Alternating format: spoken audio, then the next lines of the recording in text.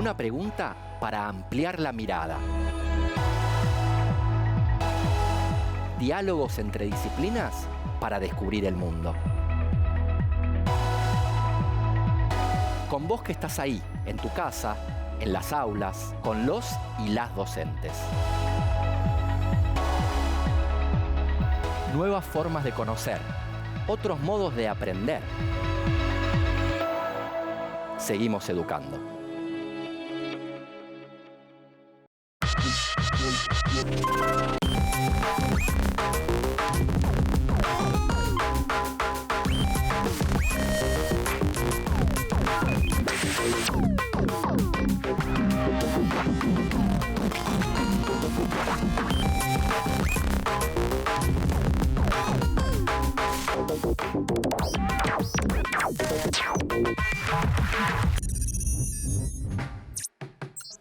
Hola, soy Andrés y hoy junto con Lucas, profesor de Lengua y Literatura, y su tocayo Lucas, profesor de Matemática, nos preguntamos, ¿los algoritmos nos informan?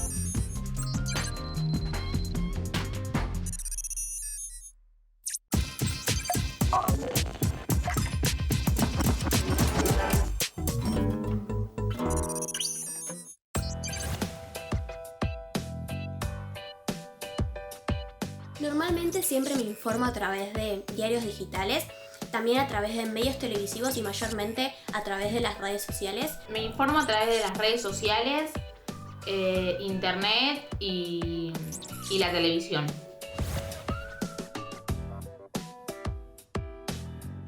Redes, Instagram, YouTube y medios, mucha televisión y a veces radio. Cuando encuentro una noticia que dirige mucho mi lectura, me interiorizo en el tema y trato de investigar lo más que puedo. Cuando veo que algo me llama la atención o no quiero parar de leerlo, sigo leyendo y busco información en otros lugares sobre el mismo tema y todo. La verdad que no. Capaz que espero, si nos están hablando de una persona, espero que esa persona salga a hablar del tema como para creerle 100%, pero no me doy cuenta cuando una noticia es falsa. Y antes de dar una noticia por verdadera o falsa, veo los diferentes sitios web que hay hablando sobre ese tema y saco mis conclusiones.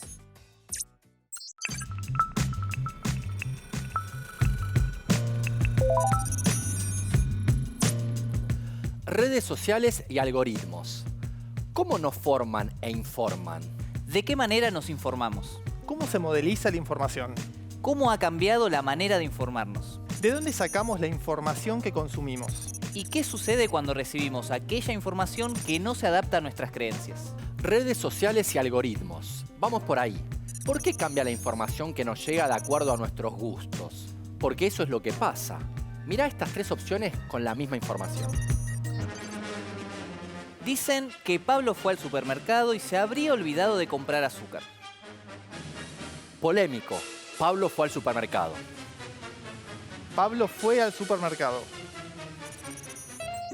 Cada vez que alguien nos cuenta algo, no accedemos a los hechos, sino al relato que esa persona, institución o medios de comunicación hace sobre los hechos. Así es que entendemos estos hechos desde el modo en que otro, desde su modo de ver, de pensar, de sentir e incluso desde sus intereses, nos lo cuenta. ¿Qué dice el diccionario de la Real Academia Española sobre la información? La información es la comunicación o adquisición de conocimientos que permiten ampliar o precisar los que se poseen sobre una materia determinada. Y en esta definición hay tres elementos a los que tenemos que prestarle atención para entender un poco más: comunicación, conocimientos y adquisición. Son palabras que usamos bastante, cotidianamente, te diría. Sí, pero vamos más allá. Paso a paso, diría el gran entrenador de fútbol Mostaza Merlo. La comunicación, que viene del latín comunicatio, refiere a la actividad o acción consciente de al menos dos participantes en la que se transmite y se recibe información a través de un mensaje. En todo acto de comunicación se comparten mensajes e información a partir de una serie de códigos compartidos. Por ejemplo, en una clase de historia argentina es necesario que todas y todos comprendan el castellano para que el mensaje sea comprendido. Y estos códigos no son estáticos, sino que se modifican constantemente en la interacción. Entre esos códigos, el lenguaje verbal ocupa un lugar destacado en la comunicación humana y tiene una particularidad. Puede ser utilizado para hablar de sí mismo. El lenguaje verbal puede funcionar como metalenguaje. Por ejemplo, cuando decimos, Andrés avisó que mañana llega tarde. El que avisa no traiciona. Además del lenguaje verbal, los seres humanos nos comunicamos de distintos modos. Y cada uno de esos modos modifica el mensaje que elaboramos. ¿De qué manera? Con gestos, entonaciones, movimientos. Todo eso modifica de algún modo lo que decimos. A ver. Comé, sin vergüenza. Comé, sin vergüenza. Clarísimo, uno me invita a comer sin problemas y el otro también me invita, pero con algún reparo. Y están emitiendo un mensaje muy similar. Se nota la diferencia si lo escribimos también, ¿no? Sí, también se nota. Porque la lengua escrita es un medio secundario, una invención de la humanidad. Y surge al transferir y fijar el sonido en formas gráficas. Hay que aclarar que existen diferentes sistemas de escritura y nosotros usamos el querido y nunca bien ponderado sistema alfabético. Y a pesar de que el canal asociado al habla es el vocal auditivo y el que corresponde a la escritura es el visual, la lengua hablada y la lengua escrita pueden transmitirse por otros canales. ¿Y qué papel juega el contexto a la hora de transmitir y de recibir un mensaje? El famoso me sacaron de contexto. Juega un papel importante, tanto que las ciencias lingüísticas y las ciencias sociales piensan en conjunto al contexto, el espacio y tiempo, como un factor fundamental para comprender los fenómenos humanos. El contexto es todo. O casi todo. En el lenguaje escrito existen diferentes modos de modalizar la información que transmitimos, es decir, de hacerla más subjetiva. Esas modalizaciones orientan el modo en que nos formamos una imagen personal de los hechos a través de lo que los otros nos dicen. Entonces podemos decir que en todo acto de comunicación, un emisor le transmite a un receptor un mensaje sobre cierto tema, utilizando un determinado código compartido por los participantes y a través de un canal específico. Y en este proceso, indudablemente, intervienen las intenciones de los que participan. Y por supuesto, el contexto.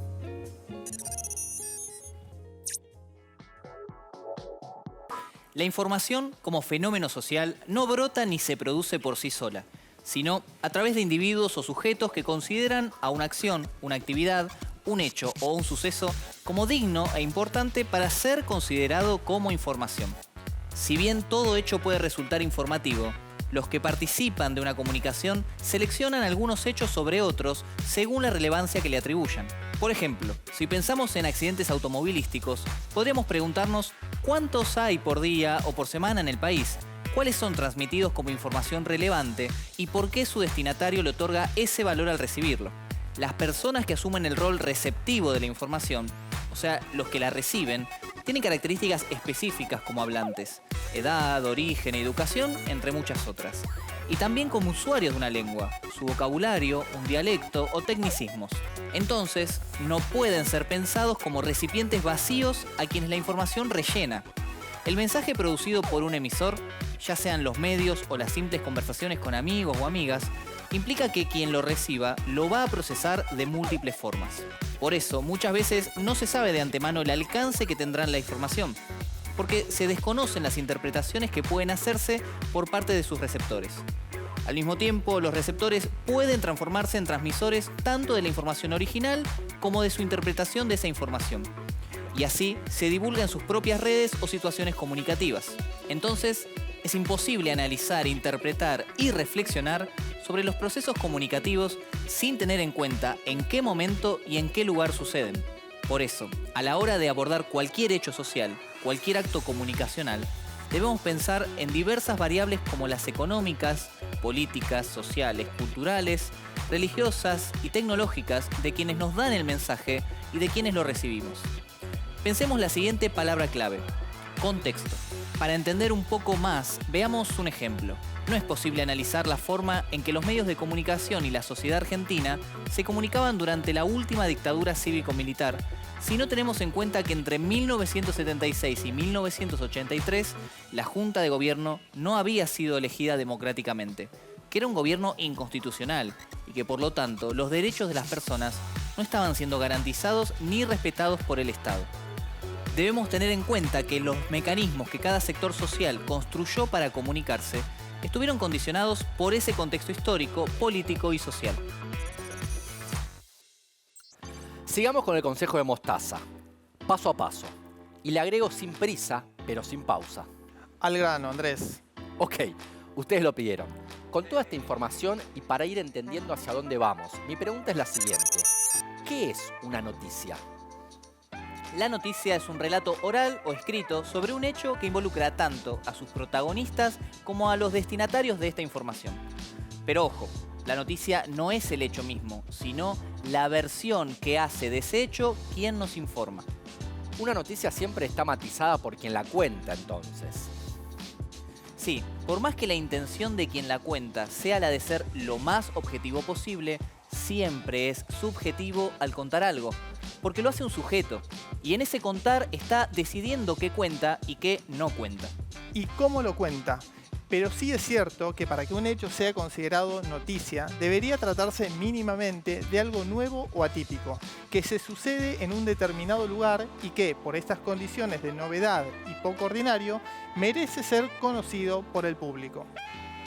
Es un relato de hechos actuales y de interés colectivo, de interés para todos. Pero ¿qué pasa cuando una noticia no da todos los datos necesarios? O cuando objetivo modaliza en lugar de contar los hechos. ¿Y cuando hace juicios de valor sobre personas? Eso es lo que sucede. Al proponerse como principal objetivo dar a conocer un hecho o informar, las noticias suelen organizarse y caracterizarse por una estructura, un tipo de registro lingüístico determinado y un conjunto de oraciones. La noticia, por convención, tiene una forma para ser presentada. Lo que se conoce como una pirámide invertida, donde lo más importante va al principio, en el título y en los primeros párrafos, y la información principal se concentra ahí, y suele responder a 6 preguntas básicas. ¿Qué? ¿Quién? ¿Cómo? ¿Cuándo? ¿Dónde? ¿Y por qué? Cuando hablamos de registro lingüístico, nos referimos a las variables sociolingüísticas del contexto o de los hablantes que intervienen en la comunicación. Estas variables pueden cambiar o generar distintas manifestaciones en nuestro uso de la lengua según dónde y cuándo se los utilice o hacia quiénes esté dirigido. En el caso de las noticias, el registro se caracteriza por cierta formalidad, un discurso técnico con un léxico específico. Presentar una noticia sobre la situación económica se hace de una manera diferente a la que usamos para abordar una noticia sobre la vacuna contra el COVID. También cambia la forma según el medio o canal por el cual se comparte la noticia. No va a ser lo mismo la comunicación oral o audiovisual que la de una editorial o un diario o un portal de noticias. Las sentencias de la noticia periodística van a tender a desprenderse de las emociones o sensaciones de sus autores y va a perseguir una idea de objetividad, en contraposición clara a la subjetividad de otros textos como los poéticos. Sin embargo, el texto periodístico siempre contiene oraciones enunciativas, que son las que expresan la opinión del autor o autora sobre lo sucedido. Tampoco tienen lugar las oraciones imperativas, las que brindan órdenes. Mucho menos las desiderativas, que son las que expresan un deseo. Pero sí nos encontraremos con algunas oraciones interrogativas, que invitan al lector a pensar y reflexionar retóricamente. ¿Y qué pasa con los títulos que guían nuestra lectura? ¿Por qué no es lo mismo si Pablo se habría comido un pancho que polémico? Pablo se habría comido un pancho. Ahí la noticia es tendenciosa. Por eso podemos detenernos por un instante a pensar qué sucede con lo que pensamos, sentimos y deseamos las y los individuos a la hora de transmitir cierta información y qué transformaciones afronta a la hora de ser llevado a una noticia. Cuando decimos juicio de valor, queremos aproximarnos a las percepciones, experiencias, deseos, intereses y argumentos que conforman el punto de vista de cada sujeto. Si bien es cierto que hay puntos de acuerdo, donde un grupo de sujetos coinciden en sus juicios de valor, las personas somos capaces de razonar y reflexionar y repensar nuestra propia subjetividad y así cambiar nuestro punto de vista. Tanto los emisores o productores de la información de una noticia o de un texto, como sus receptores, tenemos nuestra opinión. Y la manifestamos y la intercambiamos, por lo que ambos polos de esta transmisión tienen un carácter activo. Entonces, en las noticias, nuestro juicio de valor se encuentra con el autor o autora que puede o no tener el mismo juicio, es decir, el choque de al menos dos subjetividades. Comprendo. Es entonces en este encuentro donde lo que pensamos puede ampliarse, replantearse o simplemente modificarse.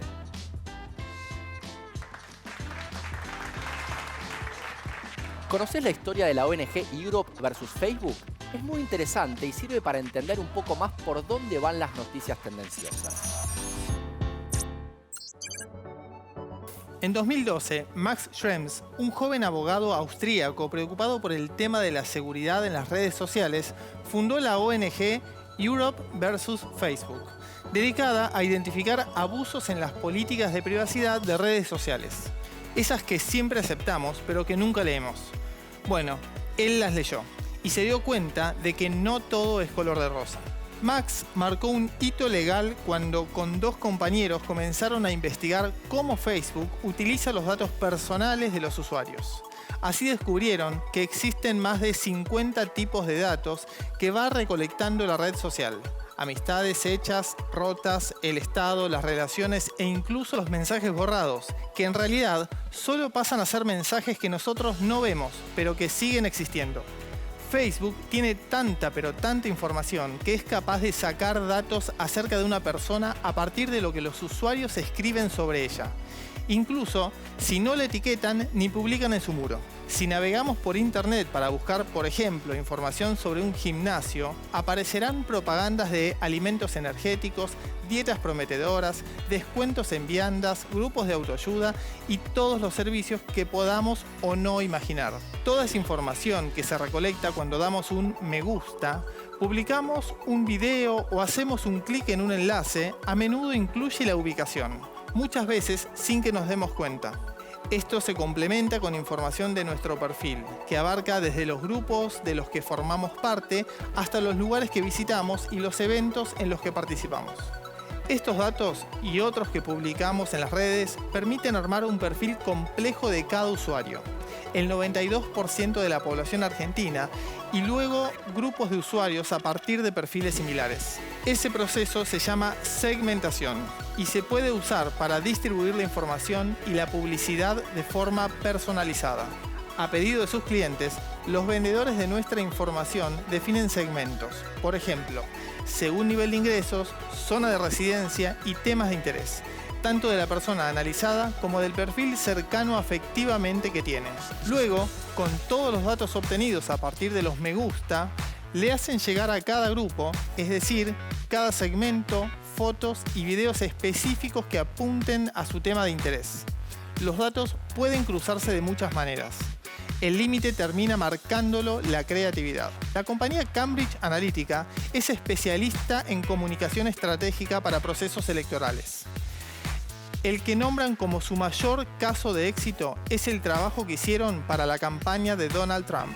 Como ellos mismos explican, para este caso cruzaron no solo datos de redes sociales, sino también otras bases con información de asociaciones a clubes, consumos de tarjetas de crédito y afiliaciones a diversas entidades. A todo este cóctel le sumaron los perfiles psicométricos, o sea, midieron los aspectos psicológicos de las personas. Si es abierto a los cambios, conservador, organizado, extrovertido, cordial, irritable, competitivo. Y así obtuvieron una segmentación de la población con posibilidad de votar a Trump y enviaron publicidad personalizada a cada grupo. Pero antes hicieron un A/B testing. ¿Qué es esto? Consiste en desarrollar y probar dos versiones para una misma estrategia y medir cuál funciona mejor. En pocas palabras, separan un 10% de un grupo seleccionado y envían a la mitad un modelo, ya sea video o foto, a la otra mitad del otro. De acá viene el término del A/B testing. Después miden cuál tuvo mejor performance, es decir, cuál tuvo mayor cantidad de me gusta y compartidos. Así, los mismos datos les van enseñando cómo armar la mejor información para enviar a los objetivos. Estas técnicas de marketing pueden cambiar el comportamiento en las poblaciones. Y esto no pasa solo en el norte de América. Están publicados también los casos de Italia, Colombia, India, Indonesia, Tailandia, Argentina y la lista sigue y sigue. Se podrían elaborar escenarios mucho más complejos e interesantes, y de hecho se hace. Pero solo con estos ejemplos ya es posible entender la magnitud del poder que nosotros mismos, con nuestros propios clics y me gusta, le damos a las redes sociales. Para el que pensaba que abrir una cuenta en una red social era gratis, ahora sabe que no. Los videos de perritos, reencontrarse con compañeros de la escuela, de la facultad, del trabajo, exparejas, todo eso se paga con nuestros datos.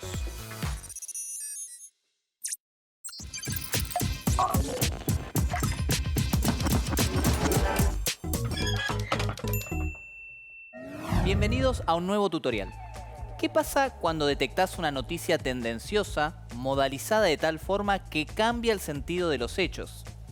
Hoy, en este tutorial, te vamos a mostrar qué podés hacer cuando te encontrás con una noticia tendenciosa en internet, en redes sociales u otros medios, en 5 pasos. En redes sociales, tenés la opción de denunciar la publicación. Es fácil. En Facebook, cliquea en los 3 puntos que aparecen en la esquina superior derecha de la publicación. Luego, elegí la opción de enviar comentarios sobre esta publicación. Y en las opciones que aparecen, selecciona noticias falsas o lenguaje que incita al odio. Y finalmente, clic al botón de enviar. Igualmente, si detectás que la página que compartió la noticia solo expone ese tipo de informaciones falsas o es un falso medio de comunicación que solo lanza fake news, podés denunciarla. Entra en la página, selecciona los 3 puntos que hay junto a la pestaña Compartir, debajo de la imagen de portada y selecciona Reportar. Cliquea en Creo que no debería estar en Facebook y luego ofrece un motivo. Entre los que podés elegir está Incita al odio y de esa manera la red social analizará tu denuncia. Cuantas más personas la denuncien, mejor. En Twitter, cliquea en la pestaña que existe en la esquina superior derecha de cada publicación. Elegí Comete abusos o es perjudicial.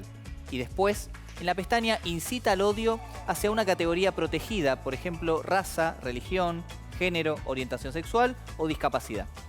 Finalmente, podés elegir bloquear o silenciar al medio que haya realizado la publicación. En Instagram, cliquea en los 3 puntos que aparecen en la esquina inferior derecha y luego elige Denunciar, contenido inapropiado. Después, cliquea en Contenido o símbolos que incitan al odio y finalmente en Enviar. En la prensa escrita, escribir al medio. Una de las primeras opciones puede ser escribir un correo electrónico al medio de comunicación que haya publicado esa información.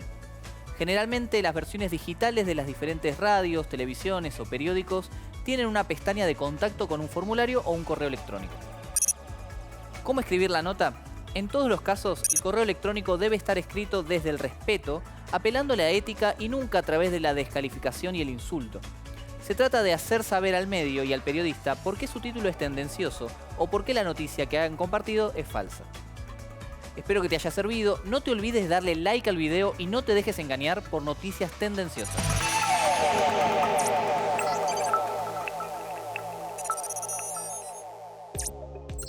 A ver, muchachos, si me pueden aclarar un pensamiento. Me da la sensación de que cuando alguien intenta modalizar una noticia, es decir, darle cierta subjetividad, deja un poco el lenguaje periodístico y se vuelca más hacia el literario. ¿Estoy muy equivocado? Para nada, Andrés. Los recursos literarios pueden ayudarnos a pensar cómo funcionan y operan a la hora de atribuir ciertos sentidos, valoraciones o significados a un simple título, a una noticia o a cualquier información. ¿Algún ejemplo, Lucas? ¿A cuál de los dos le hablas? Porque los dos somos Lucas. Ah, perdón, tenés razón. Y espero que las autoridades del canal se den cuenta de este esfuerzo. Estamos haciendo un programa entero solo con 2 Lucas. Y hecho este paso de comedia, continuó. Le hablaba al profe de lengua. Está bien, Andrés. Me gustan los juegos de palabras, porque las palabras y la modalización siempre explican algo. Y vamos a tu pregunta, que tiene que ver con el tema. Tomemos 2 recursos poéticos, también llamados retóricos. Todos estos recursos son formas no convencionales de emplear las palabras en un texto o en una simple conversación, para dotar de expresividad, vivacidad o belleza con el fin de generar ciertas emociones en quien las oye o lee, ya sea para sorprenderlo, sugerirle y hasta persuadirlo. Soy el de mate, pero igual algo sé. Adjetivación, uno de los recursos más simples y sencillos de usar. Así es, la adjetivación se caracteriza por agregarle a un sustantivo una determinada cantidad de adjetivos. Todos estos adjetivos determinan y amplían la información de ese sustantivo y le suman características que superan los límites de ese sustantivo. Por ejemplo, el sustantivo mesa puede tomar nuevas impresiones si lo adjetivo con la palabra dulce. La famosa mesa dulce del cumpleaños o de la fiesta de 15.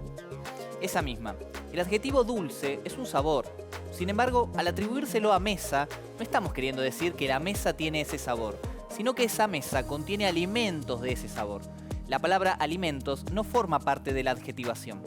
Esa la agrega el oyente o el lector de mesa dulce. Otro recurso poético es el hipérbaton, que antes de que lo digas, Andrés, no es una bata extra grande. El hipérbaton se caracteriza por alterar el orden de las palabras dentro de una oración para enfatizar. Por ejemplo, si al agregarle al sustantivo niño el adjetivo pobre, nos estamos refiriendo a un niño en situación de pobreza. Pero si anteponemos ese adjetivo y decimos pobre niño, el emisor del mensaje demuestra lo que siente frente a un niño, no necesariamente por sus condiciones socioeconómicas. Podría decirlo frente a un niño que llora porque quiere una golosina. Pobre niño. Acá meto una que tiene alguna relación con la matemática, la construcción verbal de la voz pasiva. Acá sí el orden de los factores altera el producto. Sí y mucho. Al alterar el orden, si se quiere, natural, el de sujeto, verbo, objeto, se producen ciertos efectos. Por ejemplo, en la frase la cumpleañera presentó la mesa dulce.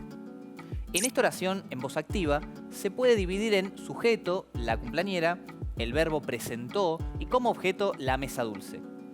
Al escribirla en voz pasiva, quedaría la mesa dulce fue presentada por la cumpleañera. El sujeto ahora es la mesa dulce, el verbo es una frase verbal, fue presentada y por la cumpleañera funciona como un complemento agente. Se modifica absolutamente la intención de la frase con algo que parece un cambio menor, solo de orden. Exacto. El uso de la voz pasiva no es solo estructural, sino que su utilización es consciente y genera un efecto de sentido. Si lo más importante en la información brindada es quién presentó la mesa dulce, utilizo el primer ejemplo. Pero si mi intención es destacar aquello que se presentó, voy a usar la oración en voz pasiva. Ese énfasis en la voz pasiva puede recaer la atención y poner el foco en uno u otro componente de la oración. Te meto un ejemplo futbolero. Si la selección perdió un partido contra un rival considerado inferior deportivamente, es muy probable que el título no sea Guyana venció a Argentina, sino Argentina fue derrotada por Guyana. Mira el de matemática. Estas son muestras de operaciones retóricas sobre el relato de los hechos que pueden llegar a tener fines tendenciosos.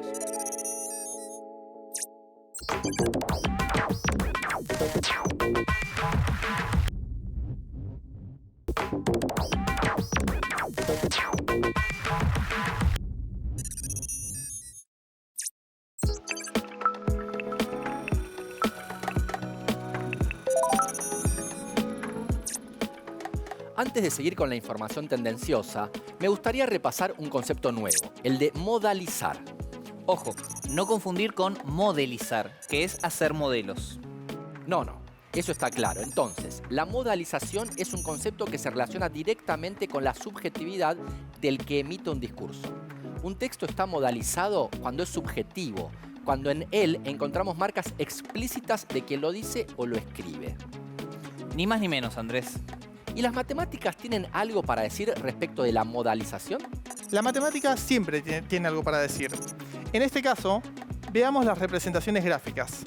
Desde los gráficos se puede modalizar y presentar información de manera tendenciosa. Arranquemos con un ejemplo simple. Supongamos que vos, Andrés, tenés 3 manzanas. Yo no tengo ninguna y tampoco Lucas. Estadísticamente podríamos decir que, según este estudio, en promedio todos tenemos una manzana.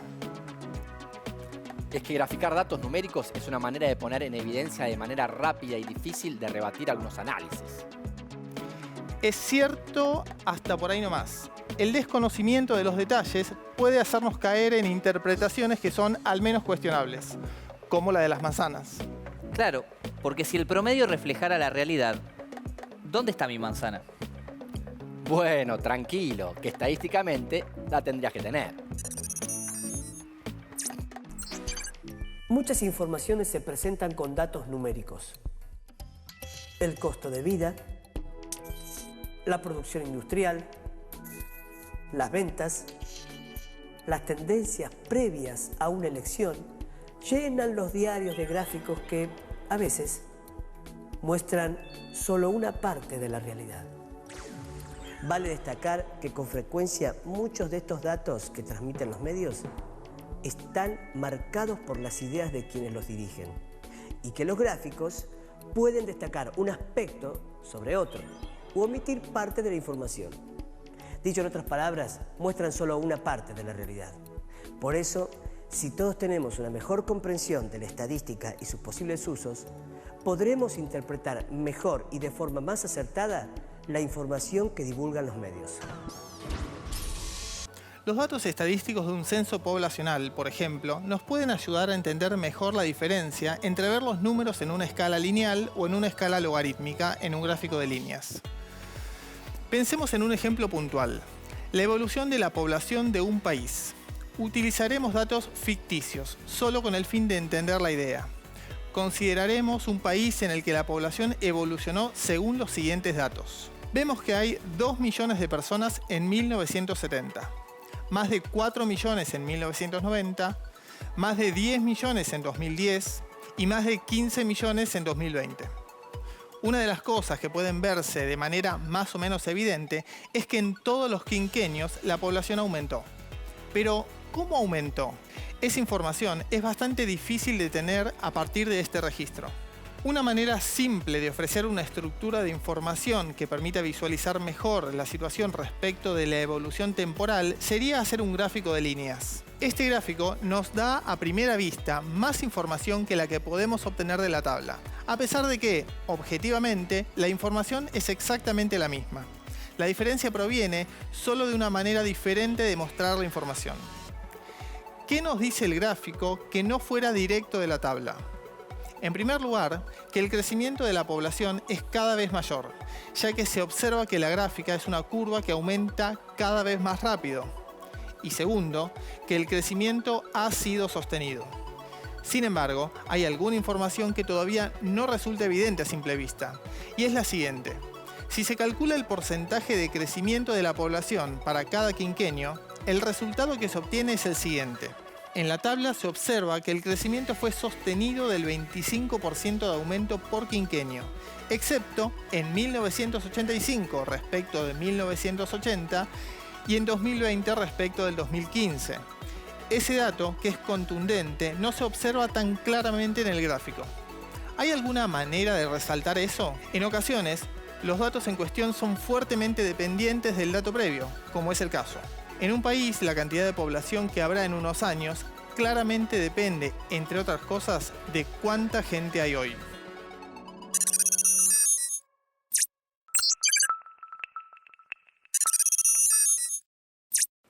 Por ejemplo, decir que una población aumentó en 2.000 personas, ¿es mucho o es poco? Bueno, depende. Si la población original era de 500 personas, entonces pasar a 2.500 puede considerarse mucho. Si, en cambio, la población original era de 300.000 personas, pasar a 302.000, el aumento es mucho menos representativo. En los casos en que la cantidad de aumento o también la disminución está vinculada a un porcentaje del dato previo, se puede utilizar un recurso matemático que nos permite ver mejor la situación. Hay que usar una escala logarítmica. No te asustes, no es tan grave. En un gráfico como el que usamos, en el que la escala se dice lineal, los valores en el eje vertical se indican de 1 en 1, de 10 en 10 o con la escala que sea, pero siempre la misma longitud representa el mismo valor. La escala logarítmica consiste en modificar esa escala en el eje vertical de manera tal que se pueda representar la variación de una manera más evidente. Para ello, se puede hacer lo siguiente. En este caso, una misma medida representa cada vez más valores a medida que aumenta la posición en el eje vertical. En el gráfico se indican segmentos de igual longitud, pero que en un caso representan una distancia de 9, en otra de 900 y en otra de 90.000. Esto es hacer un gráfico con escala logarítmica. Entonces, la pregunta que surge es ¿Cómo se ven los datos cuando los representamos de esta forma? Veamos un gráfico con los mismos datos del país ficticio que tenemos en la tabla que vimos al principio, de la cual ya armamos un gráfico con escala lineal. Es importante volver a destacar que acá no hay ni más ni menos información que en la tabla ni en el gráfico inicial. Solo es otra manera de organizar los datos para ser mostrados. Lo que antes era una curva que aumentaba cada vez más, ahora parece una recta. Eso es porque la escala logarítmica permite poner el foco en cuánto está aumentando la cantidad, más que en el número en sí. El hecho de que este gráfico sea bastante parecido a una recta está indicando que el crecimiento por quinquenio es más o menos constante, cosa que sabemos que es cierto porque casi siempre fue del 25%. Este gráfico permite identificar visualmente que en 1985 y en 2015 pasó algo. Se observa que la recta tiene una leve pero visible variación. Esto es gracias a la propuesta de visualizar el gráfico con escala logarítmica. Los gráficos con escala logarítmica son de gran utilidad para muchas situaciones, como por ejemplo la evolución del PBI de los países, la evolución del número de infectados en una pandemia o la evolución a largo plazo del precio del dólar en relación con el peso. Bueno, hagamos un parate para recapitular. Hasta acá tenemos que un mismo conjunto de datos puede mostrarse de diferentes maneras y, según cómo lo mostremos, vamos a estar haciendo que el que lo ve pueda poner el foco en diferentes cuestiones. Sí, según cómo te lo muestren, cambia. En el primer cuadro, el foco está en que todos los quinquenios hubo aumento. O si te guías por el gráfico de escala lineal, se evidenció que el aumento es cada vez mayor. Y en el de escala logarítmica se nota que el crecimiento fue constante, salvo en 2 periodos en los que fue algo menor. Entonces, organizar la información matemáticamente de una manera u otra también concibe una intención. Y lo que señalás es un elemento clave para entender también cómo se producen operaciones desde el modo que la información circula en las redes sociales. ¿Cómo es eso? Tranquilo, Venancio, ya vamos a llegar. Antes quiero mostrarte otra posibilidad muy interesante a la hora de mostrar gráficos. Fíjate cómo, sin modificar el tipo de escala, es decir, considerando una escala lineal, podemos cambiar la observación de los mismos números. Eso es lo mío. Yo soy un matemago. No mostrar la totalidad de los valores en el eje vertical es una manera de manipular la información, la misma que teníamos antes. Veamos un ejemplo. Tomemos una variable ficticia respecto de algún país a lo largo de los años. Supongamos que con esa información podemos confeccionar el siguiente gráfico. Es posible realizar recortes de ese gráfico de manera tal que mostrar solo una parte de la información y así generar un impacto visual particular. En este caso, se observa que, mirando a grandes rasgos, esta variable ha crecido a lo largo de los años. Sin embargo, no fue así en todos los periodos. Veamos, por ejemplo, 2 recortes, entre el 2014 y el 2020 y entre el 2010 y el 2020. En ambos casos se observan comportamientos que pueden considerarse moderados. En el segundo, algo más al alza que en el primero. Hay una estrategia muy simple que permite que visualmente los cambios se potencien, y es la de recortar la escala horizontal. Veamos cómo quedarían 2 gráficos con exactamente la misma información. Una vez más, cuando queremos decir algo o leemos una información, tenemos que prestar especial atención a la escala con la que se está organizando la visualización de esa información. Muchas veces se nos producen ideas que no son del todo correctas, o al menos son cuestionables. ¿Cómo funciona un algoritmo en redes sociales? Porque hay muchas personas que hacen publicidad en redes, pero a mí no me aparecen todas, solo algunas. ¿Quién decide lo que me muestran? La respuesta es justamente un algoritmo. Es cierto que un algoritmo muy complejo que considera nuestros intereses y lo que venimos haciendo. Vuelvo un paso entonces. ¿Qué es un algoritmo? Un algoritmo es una sucesión de pasos preestablecidos con un fin específico. Los dispositivos electrónicos que utilizamos en la actualidad funcionan con algoritmos. Entonces, ¿estamos dominados por las máquinas? No todavía.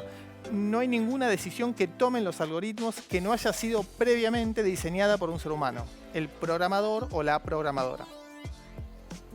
Las redes sociales tienen almacenadas bases de datos inimaginablemente grandes en donde tienen registradas muchas cosas vinculadas a nuestro comportamiento. Imaginemos una red social de compra y venta de objetos. Esa empresa tiene registrada a todos los usuarios con sus compras, al menos por esa red. Bien, lo tengo.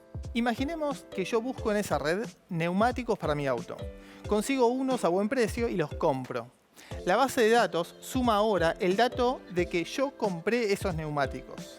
Inmediatamente después de eso, se activa un algoritmo que busca en la base de datos de la red a todas las personas que compraron neumáticos y analiza las compras que esos usuarios realizaron inmediatamente después.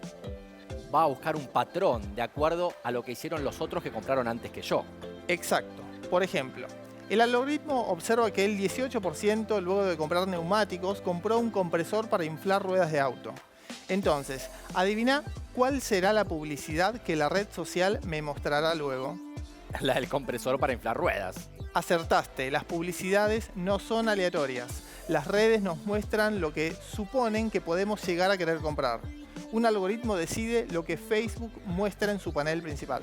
Desde su muro de entrada, los 2.300 millones de usuarios que tiene registrado Facebook perfilan parte de su mundo. Descubren lo que hacen sus amigos y contactos. Decide a su vez lo que debemos conocer a nivel informativo, como sucede con los llamados temas de tendencia o trending topic en Twitter. Claro, el trending topic es una secuencia de temas que por asimilación le otorgamos el placer de ser lo más importante del día. Los algoritmos de Google y Facebook determinan la jerarquía de los contenidos. Un algoritmo también decide, en función de una serie de parámetros y registros de actividad de sus usuarios, el contenido recomendado que se supone más nos interesa en los servicios de contenido multimedia. Por ejemplo, si ves un video en YouTube, la recomendación para ver el siguiente video la decide un algoritmo. ¿Cuál es entonces el alcance real de las noticias que aparecen en redes? Mira, el famoso Instituto Tecnológico de Massachusetts, El MIT. el mismo, hizo un estudio muy intensivo y determinó que la falsedad o la noticia que se modifica para adaptarse a nuestros prejuicios más que a la descripción de un hecho, llega mucho más rápido, más lejos y es amplificada por mayor cantidad de personas que la verdad en todas las categorías de la información. O sea que la información, sea verdadera o falsa, se aprovecha de nuestra comodidad. Tal cual. Y lo que suma preocupación es que la hiperconectividad que permiten las redes sociales facilita el intercambio y la transmisión de datos que no son precisos o que son engañosos. Lo que hizo este equipo del MIT fue medir las interacciones entre las noticias falsas y la gente usando una base de datos de Twitter que acumulaba información entre 2006 y 2017. Analizaron 126.000 cascadas de rumores, tweets de usuarios que contienen una historia o declaración que puede o no ser falsa, y sus posteriores retweets y respuestas, propagadas por 3 millones de personas, unas 4.5 millones de veces. Todos estos tweets fueron previamente revisados por 6 agencias de chequeo de datos que determinaron con un 95% de coincidencias si su contenido era falso, verdadero, parcialmente falso o parcialmente verdadero. Después de mucho leer, diferenciar, hacer gráficos y volver a leer, lograron determinar varias cosas. Que los rumores falsos contenían principalmente información más novedosa y original. Que las noticias políticas falsas generaban más impacto que las de terrorismo, desastres naturales, ciencia, leyendas urbanas o información financiera. Y que la falsedad suele inspirar sentimientos de miedo, disgusto y sorpresa, emociones que tienden a generar amplificación en redes sociales. Durante la misma investigación, encontraron que a la verdad le tomaba 6 veces más tiempo llegar a impactar en 1.500 personas y 20 veces más llegar a ser tuiteada por 10 usuarios distintos. Las conclusiones se mantuvieron incluso cuando compararon distintos tipos de usuarios. La difusión de las noticias falsas usualmente venía de tuiteros que tenían menos seguidores. Seguían a menos gente, tenían menos actividad en la red y estaban en Twitter hace menos tiempo. Así todo, la falsedad se transmitía más rápido, más lejos y con mayor amplitud. También encontraron que los bots, los programas robot que simulan ser usuarios, aumentaban la velocidad de difusión de las noticias tanto verdaderas como falsas en igual medida. Eso significa que la diferencia a la hora de retransmitir la falsedad la hacemos los humanos.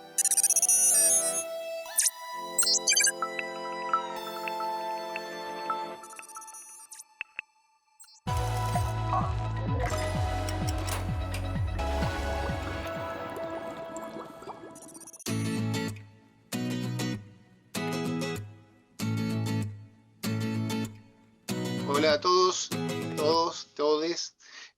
Soy Mario Carlón, soy investigador de la Universidad de Buenos Aires.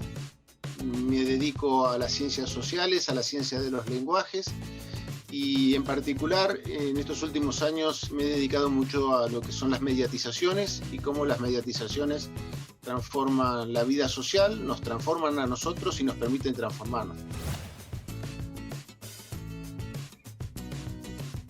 Desde el fines del siglo XX se ha comenzado a hablar de mediatizaciones y las mediatizaciones hoy son, podríamos considerarlas, una parte muy importante de la vida social para entender qué tipo de sociedad vivimos.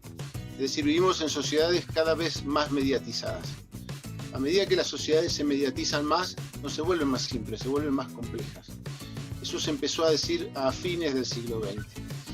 Y lo que hemos vivido este año con la pandemia ha sido una aceleración del proceso de mediatización. Es decir, la mediatización es como, para pensarlo como se lo pensó históricamente, es como la urbanización. Son fenómenos que el individualismo, la globalización, son fenómenos trascendentales en la vida contemporánea.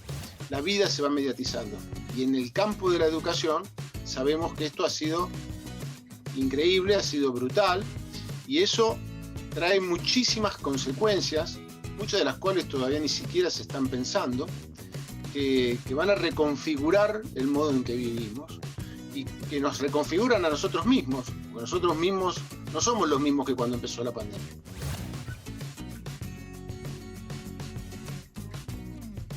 Históricamente recibíamos la información a través de los medios de comunicación masiva, pero esa nunca fue la única forma en que recibíamos la información. Recibimos la información por el contacto interpersonal, porque los amigos nos contaban las cosas, los padres nos contaban las cosas, las instituciones, los colegios nos contaban las cosas.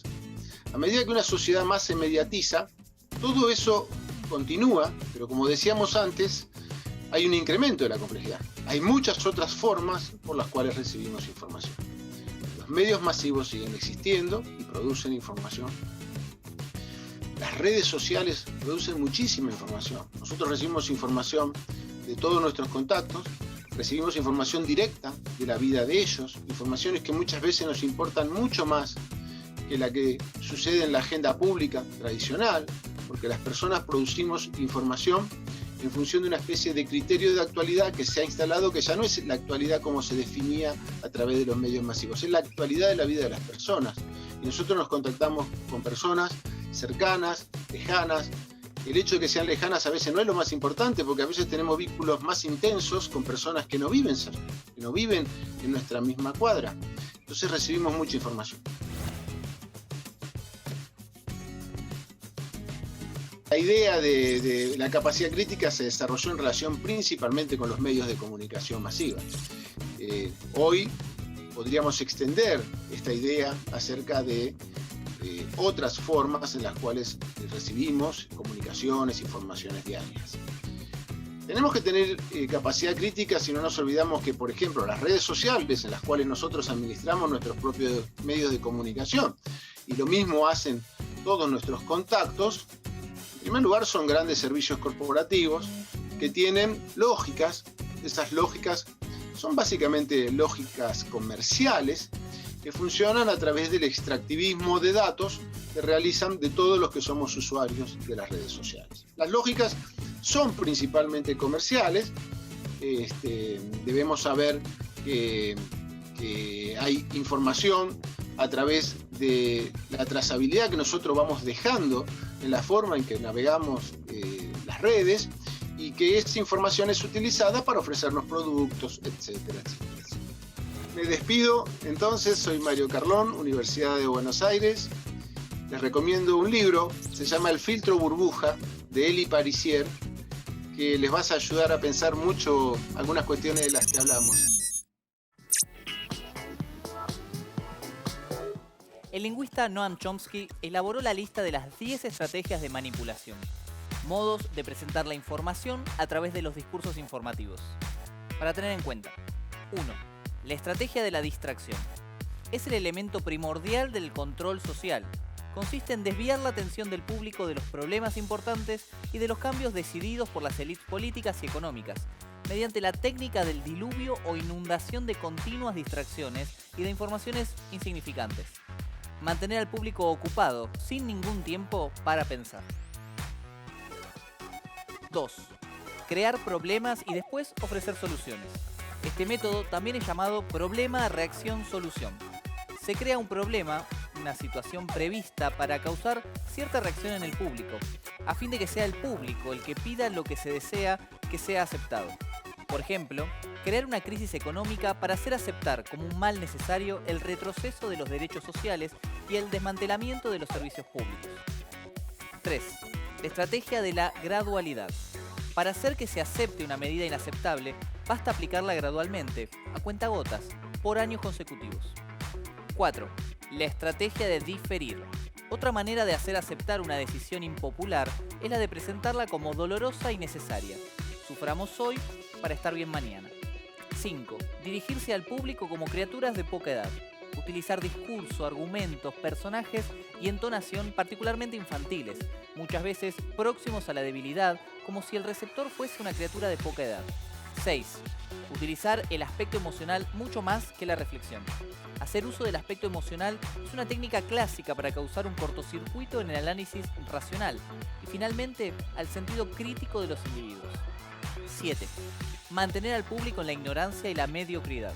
Hacer que el público sea incapaz de comprender las tecnologías y los métodos utilizados. 8. Estimular al público a ser complaciente con la mediocridad.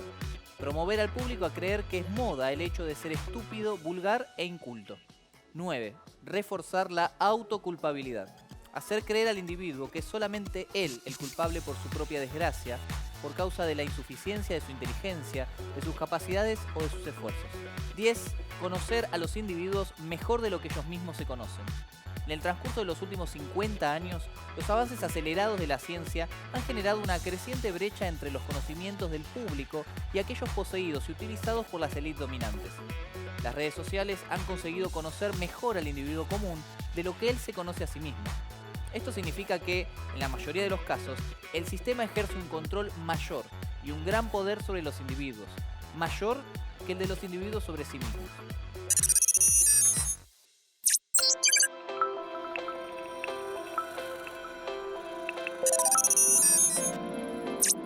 La idea de objetividad en una noticia o comunicación puede complejizarse al entender que son sujetos, con sus propias subjetividades, quienes intervienen en todo el proceso de generar y recibirlas. Si las personas sentimos, pensamos, reflexionamos y conformamos una propia y colectiva visión del mundo, no resulta difícil suponer que un mismo hecho puede ser entendido de distintas maneras, y por eso es clave abordar la forma en que una noticia o información es presentada. Hay que dudar del que se proclama absolutamente objetivo. Hay que reconocer que detrás de cualquier texto o información hay otros sujetos que al informarnos pueden estar compartiendo su propia forma de pensar. Una noticia con información cierta y verdadera puede ser organizada y mostrada de diversas maneras, por lo que su contenido puede generar valores positivos o negativos. Por eso decimos que una noticia es tendenciosa cuando su supuesta o aparente objetividad no solo nos permite apropiarnos de esa información, sino, a su vez, modificar, crear o quitar una idea de nuestros pensamientos.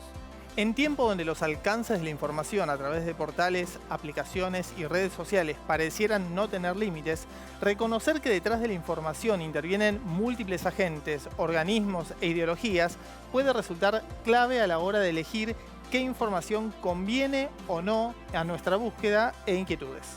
Para formar nuestro pensamiento autónomo y como juzgamos, entendemos y nos apropiamos de ciertos hechos, personajes y acciones intrínsecos a esa información.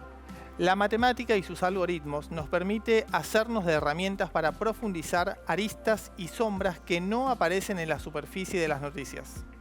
Los estudios lingüísticos nos permiten reflexionar sobre el poder de la lengua a la hora de construir sentidos.